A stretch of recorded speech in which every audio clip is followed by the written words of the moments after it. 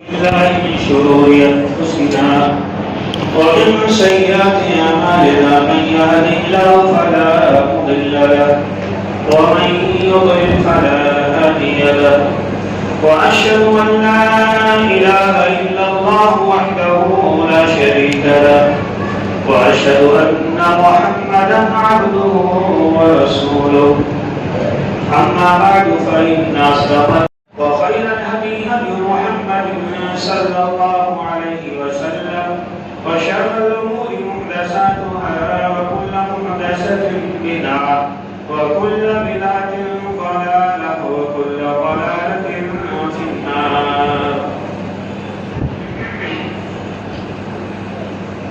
حاضرین، نویں تراویح میں نویں پارے کی تلاوت کی گئی. اس بارے میں فرعون اور موسیٰ کا ذکر ہے. بہت سارے عقائد کے متعلق آیات آئیں. سامری کا بھی ذکر ہے اس بارے کے اندر. تو سارے انتہا پر تو بحث نہیں کی جا سکتی ہے. آیت نمبر 188 پر بحث کرتے ہیں. اللہ نے اس آیت کریمہ میں کیا بیان فرمایا کہ اے نبی کہہ دیجئے لا املک لنفسی، کہ میں خود اپنے نفس کے لیے مالک نہیں ہوں. نفعا ولا ضررا، ایک دانہ نفع کا اور ایک دانہ نقصان کا.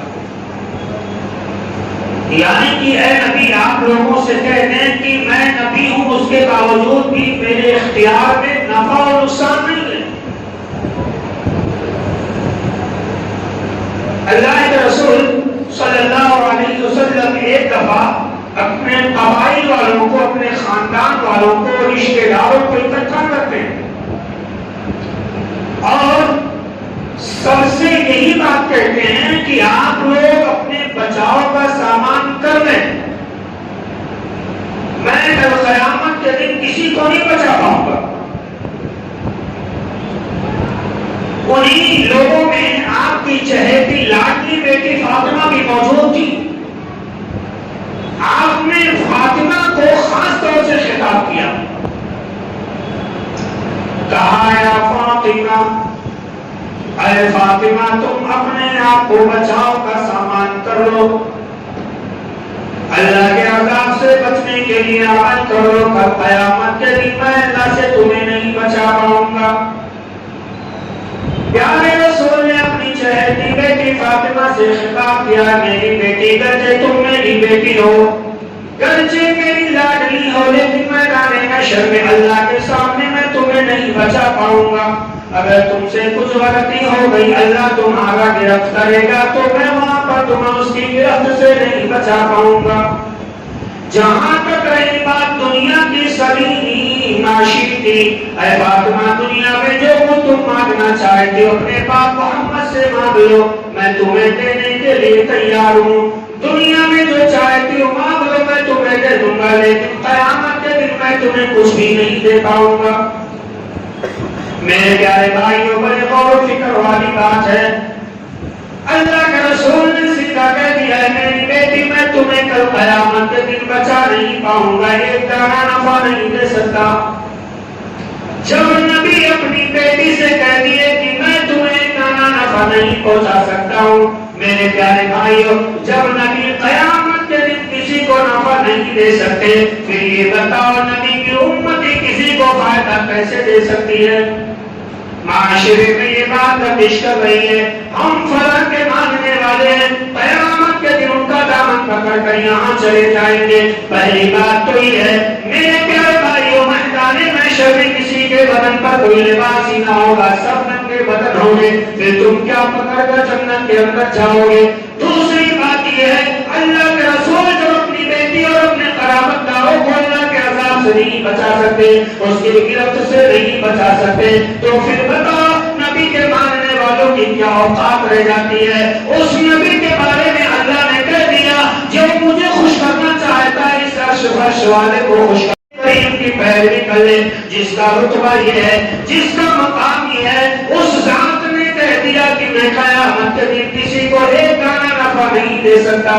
میرے پیارے بھائیو, پھر جس کا کوئی ویلو ہی نہ ہو, جس کا کوئی مقام ہی نہ ہو, جس کا کوئی رتبہ نہ ہو, صرف وہ نبی کی امتی ہے, نیکیاں کرتا ہے, دعائیاں بھی کرتا ہے. بھلا بتاؤ, جب نبی کسی کو قیامت کے دن فائدہ نہیں دے سکتے, نبی کی امتی کیسے کسی کو فائدہ دے سکتے ہیں؟ نبی سرنڈر کر دیے. میرے پیارے بھائیوں, تو پہلی بات یہ ہے, قُلْ لَا أَمْلِكُ لِنَفْسِي نَفْعًا وَلَا ضَرًّا.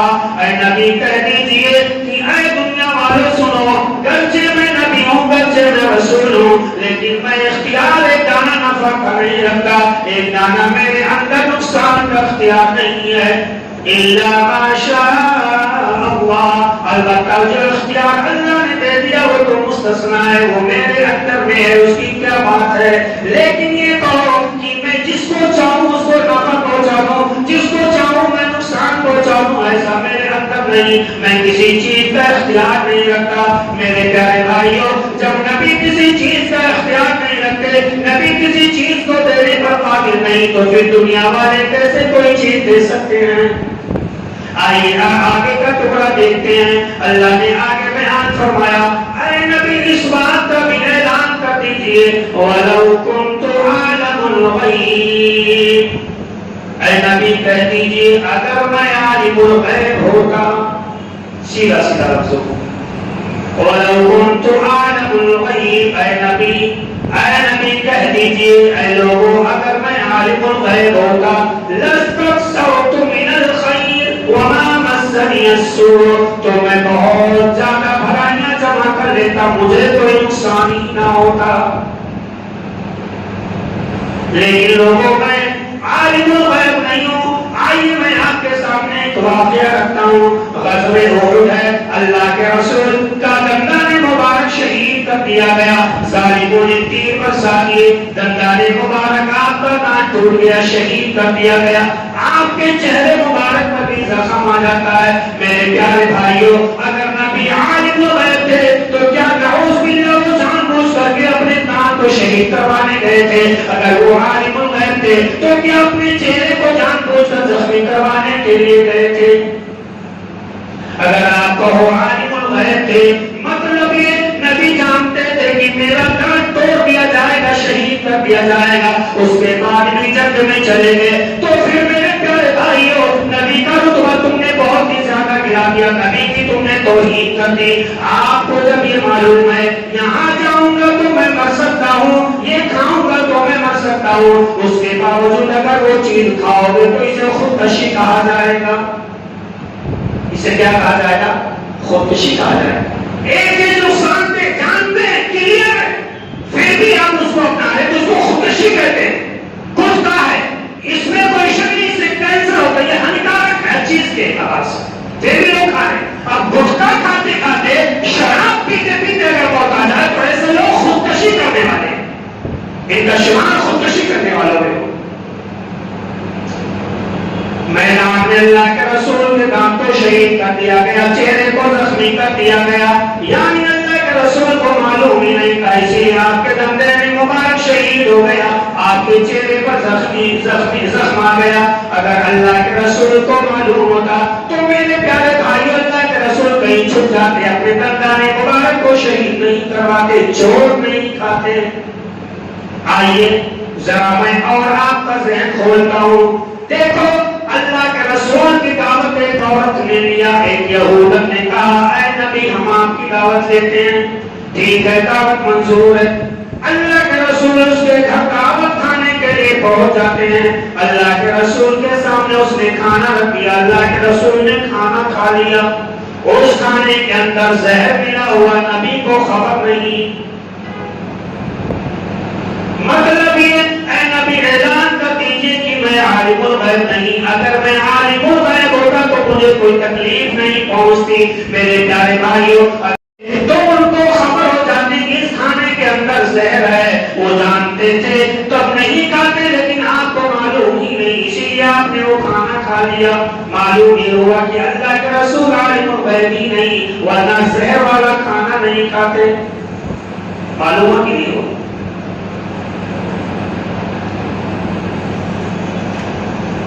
اب غیب کے متعلق آخری بات. آپ کی آخری بیٹی کا نام کیا؟ فاطمہ. شادی ہو چکی ہے حضرت علی سے. میاں بیوی میں مسلمان ہو جاتی ہے لیکن آج کی طرح نہیں. اندر ہو گئی تو ترقی نہ ہوتا ہے. ایسا ہے. وہ سمجھدار لوگ تھے, سمجھتے تھے انسان گناہوں کا پتلا ہے. جہاں چار برتن ہوتے آواز کرتی ہے, آواز ہوتی ہے, وہ ڈھولا کر کے رکھ دیتے تھے. ایسا نہیں کہ برتن نے آواز کر اٹھا دے پھینک دے. نہیں, وہ لوگ رشتے کے بڑے قدردان تھے, جھک کر رشتے کو چھوڑ کر کے رکھنے والے لوگ تھے. فاطمہ کی شادی اللہ کے رسول نے حضرت علی سے کرا دی. کچھ دنوں کے بعد میاں بیوی میں انبن ہو جاتی ہے. حضرت علی فاطمہ کو کچھ کہہ دیتے ہیں, فاطمہ حضرت علی کو کچھ کہہ دیتی ہیں. میاں بیوی میں انبن ہو گئی, نبی کو خبر نہیں ہے. نبی صلی اللہ علیہ وسلم نے سوچا چلو اپنی بیٹی کی کھوج خبر لے لیتے ہیں. میرے پیارے بھائیوں, اپنی بیٹیوں کو گھر جایا کرو ان کی کھوج خبر لینے کے لیے, یہ معلوم کرنے کے لیے کہ میری بیٹی کس حال میں, وہ مر رہی ہے یا زندہ ہے. سسرال والے کہیں اس کے اوپر ظلم تو نہیں کر رہے ہیں. میرے پیارے بھائیوں, تو بیٹیوں کی خبر کی کرنا, بیٹیوں کے سسرال میں جانا, ان کی خبر لینے کے لیے یہ نبی کی سنت ہے. بہرحال نبی کریم صلی اللہ علیہ وسلم اپنی بیٹی کے گھر تشریف لے جاتے ہیں تاکہ دیکھیں میری بیٹی کس حال میں. وہاں پہنچتے ہیں, دیکھتے ہیں حضرت علی رضی اللہ تعالیٰ عنہ گھر میں موجود ہی نہیں ہے. سوال کرتے ہیں بیٹا یہ بتاؤ علی کہاں چلے گئے؟ بیٹی فاطمہ نے کہا ابو جان علی مجھ سے ناراض ہو گئے, انہوں نے مجھے کچھ کہہ دیا, میں نے بھی کچھ کہہ دیا اور وہ مجھ سے بھی یہاں سے نکل کر چلے گئے. اللہ کے رسول کہنے لگے بتاؤ علی کہاں پر ملیں گے, کہاں پر گئے ہوں گے؟ اللہ کے رسول سے فاطمہ نے کہا اے ابو جان علی تو مسجد نبوی میں گئے. میرے پیارے بھائیوں, اللہ کے رسول مسجد نبوی میں آئے تو دیکھے علی مارے غم کے چہرے پر اداسی ہے, زمین پر لیٹے ہوئے ہیں. اللہ کے رسول کہنے لگے قم یا ابا تراب, اے مٹی کے ابو جان تم کھڑے ہو جاؤ. قم یا ابا تراب, اے مٹی کے ابو جان تم کھڑے ہو جاؤ. یہی سے حضرت علی کو ابو تراب لقب ملتا ہے. میرے پیارے بھائیوں, کہنے کا مقصد یہ ہے اگر اللہ کے رسول عالم الغیب تھے تو انہوں نے فاطمہ سے کیوں پوچھا کہ حضرت علی کہاں پر ہیں؟ پوچھا نا فاطمہ سے, انہوں نے علی کہاں ہے, تو فاطمہ نے بتایا. علی نبی کو اتنا بھی پتا نہیں کہ یہاں سے اس کا بندہ گیا کہاں, اور آپ آخر کیوں پورے حقائق کی بات کرتے ہیں؟ اے نبی کہہ دیجئے وَلَوْ كُنْتُ أَعْلَمُ الْغَيْبَ لَاسْتَكْثَرْتُ مِنَ الْخَيْرِ وَمَا مَسَّنِيَ السُّوءُ. اگر میں عالم الغیب ہوتا تو میں بہت ساری بھلائیاں اکٹھا کر لیتا, مجھے کوئی تکلیف نہ پہنچتی. میرے پیارے بھائیوں, اللہ کے رسول کے پاس ایک آدمی آتا ہے جو کہ منافق ہے, ابھی وہ اسلام قبول نہیں کیا ہے. وہ اللہ کے رسول کے پاس آتا ہے اور کہتا ہے نبی ہمارے محلے میں کچھ قربا کو بھیج دیجیے, کچھ علماء کو بھیج دیجیے تاکہ وہ لوگوں کو وہاں پر دین کی باتیں سکھائیں, تاکہ وہ لوگوں کو ایمان کی باتیں بتائیں. اللہ کے رسول نے 70 علماء کرام کو, 70 قرآن اعظام کو, 70 قاریوں کو دعوت و تبلیغ کے لیے ان کی بستی میں بھیجا. میرے پیارے بھائیوں, جب وہ بستی کے قریب پہنچے تو ظالموں نے 70 کے 70 صحابہ کو شہید کر ڈالا. اگر اللہ کے رسول عالم الغیب ہوتے, اگر اللہ کے رسول غیب دان ہوتے, غیب کا علم رکھنے والے ہوتے, میرے پیارے بھائیوں, تو اللہ کے رسول اپنے صحابہ کو شہید ہونے کے لیے وہاں نہیں بھیجتے. اللہ کے رسول کو اگر معلوم ہوتا یہ ظالم لوگ میرے صحابہ کے ساتھ دھوکہ کریں گے, راستے میں انہیں مار ڈالیں گے, تو میرے پیارے بھائیوں اللہ کے رسول صحابہ کو مرنے کے لیے بالکل نہ بھیجتے. وَلَوْ كُنْتُ أَعْلَمُ الْغَيْبَ لَاسْتَكْثَرْتُ مِنَ الْخَيْرِ وَمَا مَسَّنِيَ السُّوءُ. اے نبی کہہ دیجئے اگر میں عالم الغیب ہوتا تو میرے اوپر کوئی برائی ہی نہیں آتی, میں ہمیشہ خوشی رہتا, بھلائی میرے ساتھ رہتی. کیا معلوم ہو؟ 2 چیزیں معلوم ہوئی. ایک یہ کہ نبی مختار نہیں, بس اتنا ہی جتنا اللہ نے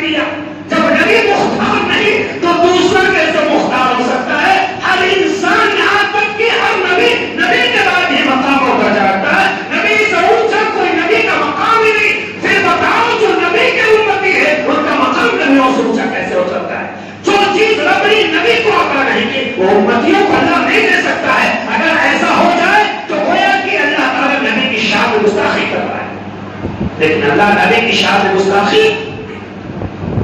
دوسری چیز اللہ کا رسول عالم الغیب نہیں. آخر سوال یہ ہے کہ نبی آئے کیوں؟ اللہ نے آپ کو کیا بنا کر کے بھیجا؟ تو اسی آیت کریمہ میں اللہ تعالیٰ نے اس کا جواب دیا، ان انا الا نذیر و بشیر لقوم یؤمنون.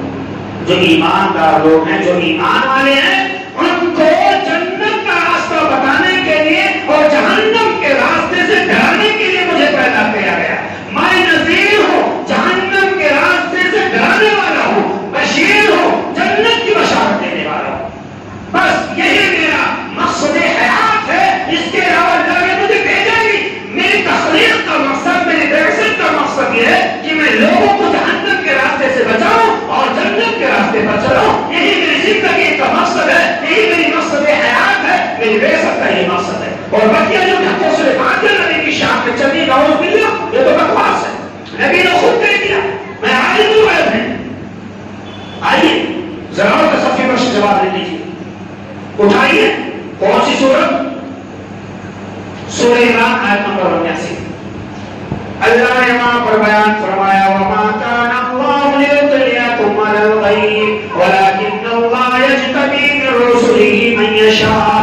اللہ تعالیٰ غیب کی خبر کسی کو نہیں دیتا، غیب پر اطلاع کسی کو نہیں کرتا ہے.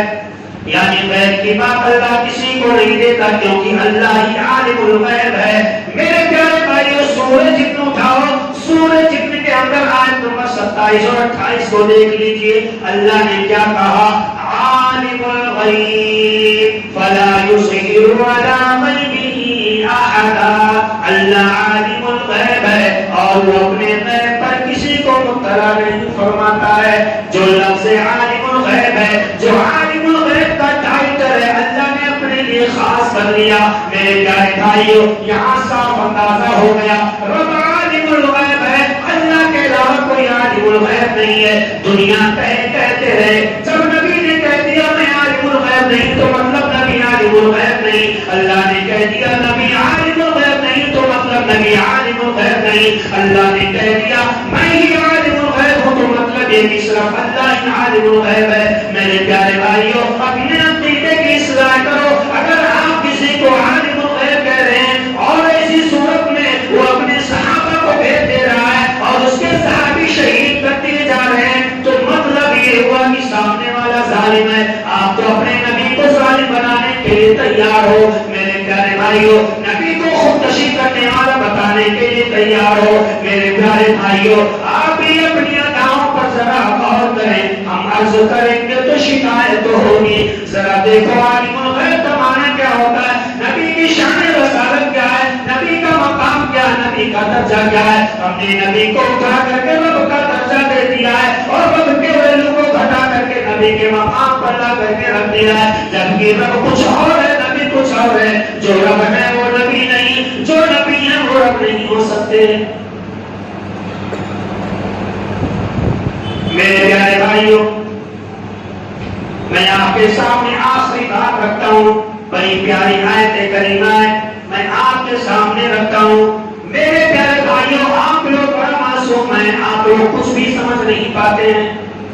آیت کریمہ کی تلاوت کی گئی اِذْ تَسْتَغِيثُونَ رَبَّكُمْ فَاسْتَجَابَ لَكُمْ.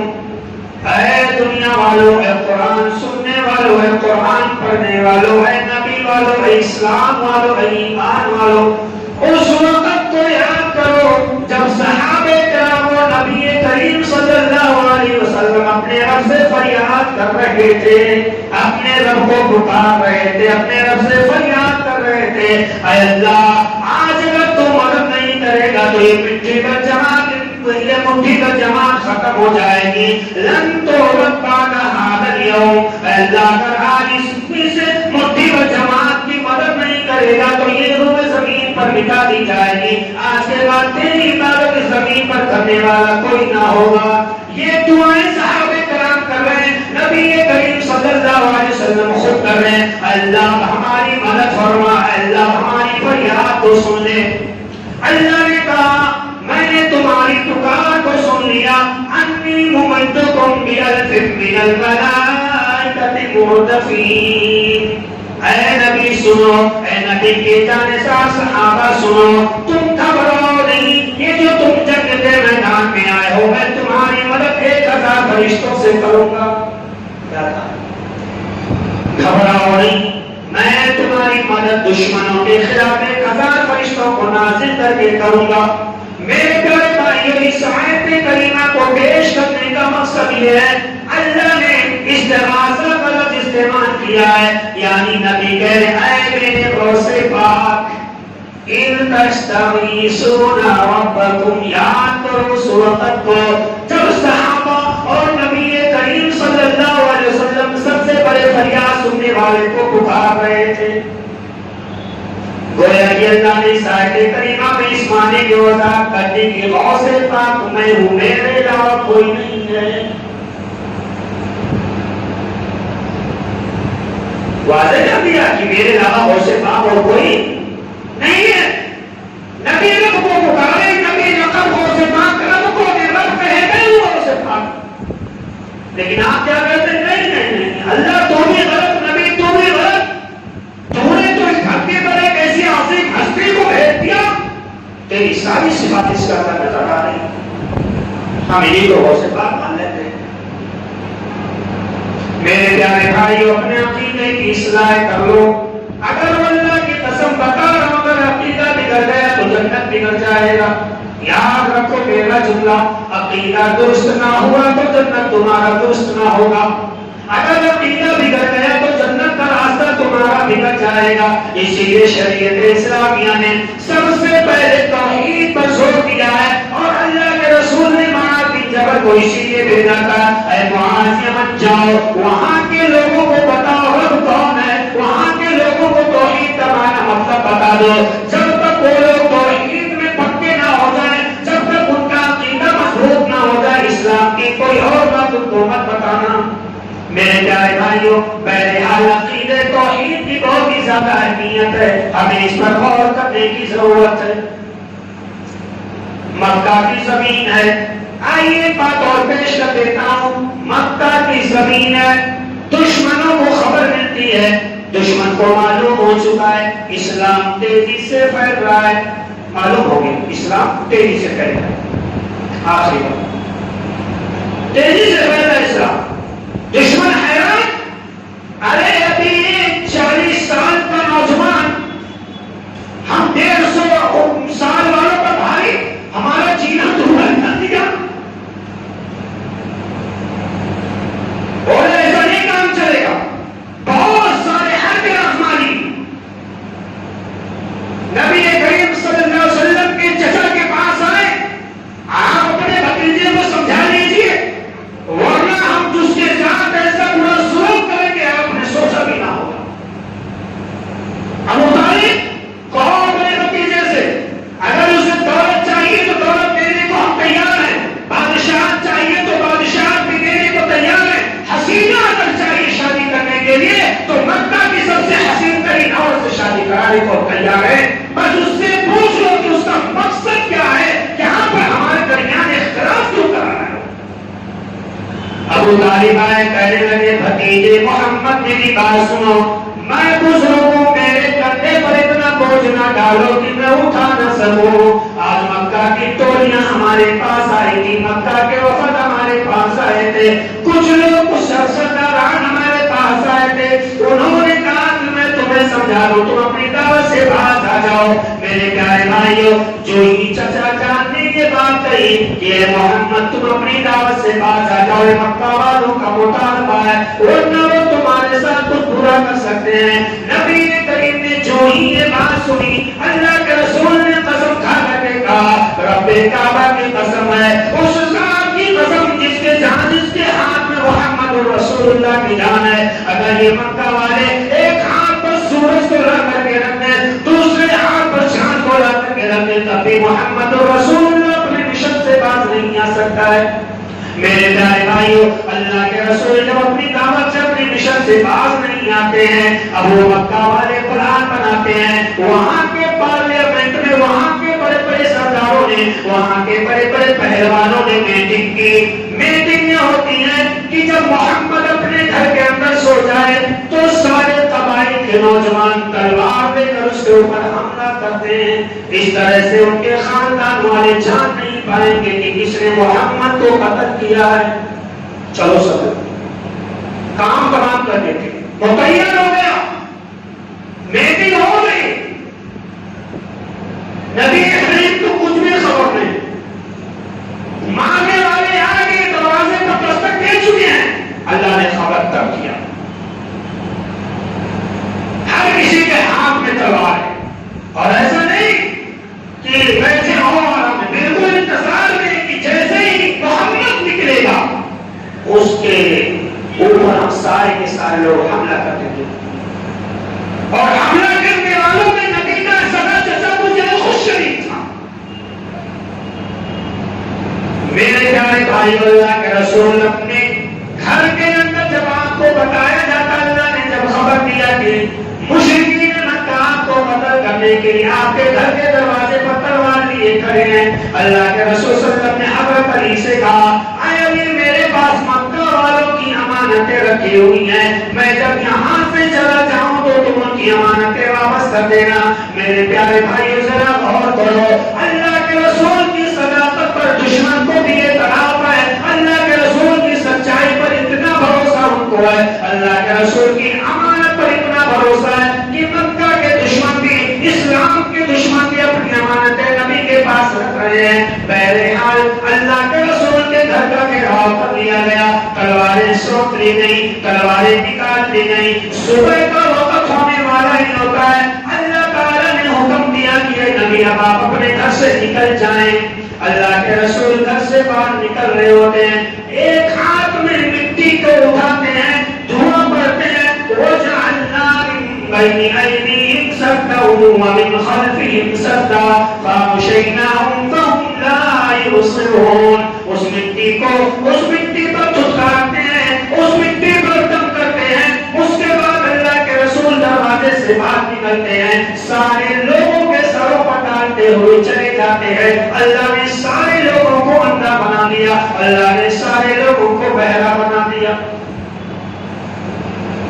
کیا ہے, سارے لوگوں کو اندھا اور بہرا بنا دیا. سامنے سے نکل کے دو صف میں دشمن کھڑے ہیں, سب کے سروں پر باری باری مٹی ڈالتے ہوئے نبی چلے گئے, کسی کو کانوں کان خبر ہی نہ ہوئی.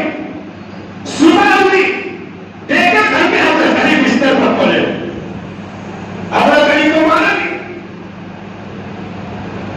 کہاں گیا محمد, تمہارا رہبر کہاں گیا؟ وہ تو نکل گئے.